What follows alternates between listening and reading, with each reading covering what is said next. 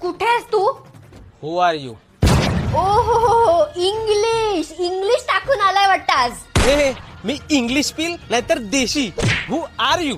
जास्त शायनिंग नको मारून. नसेल बोलायचं ना तर ठेव फोन.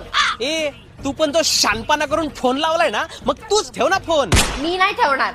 अरे तू कसा ठेवणार ना, तुला तर माझ्यासाठी साधा उपवास पण ठेवता नाही आला.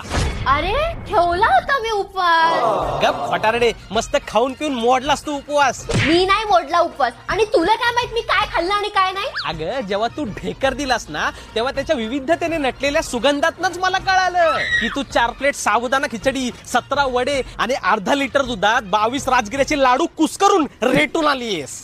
अरे पण हे तर उपवासाला चालतं ना. कुछ भी चालते म्हणे. काही बक्कासुरासाठी उपवास ठेवला होता काय? हा तू तेच तो बकासूर, ते पण प्रेग्नेंट वाला ढेऱ्या कुठचा.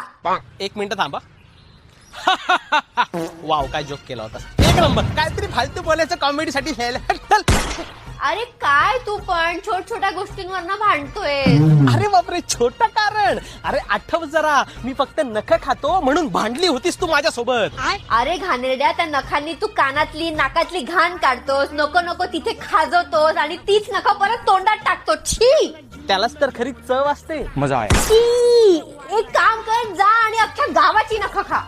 ए गचपणे, तू नको सांगू मला काय करायचं. मी नख खाईल नाहीतर हॉटेल काढेल, चुलीवरची नख आणि त्यात मेन्यू पण ठेवेल. नख तंदुरी, मंचाव नेल सूप, कबाब ए नाखून. उद्घाटनासाठी तुलाच जेवायला बोलवेल. छी. काही पण काय बोलतोय. इथे एक तो उपवासामुळे मला भूक लागली आणि तू भांडत बसलाय. थांब जरा, आलोच तुझा उपवास मोडायला. म्हणजे म्हणजे काय म्हणजे? पप्पी दे चल.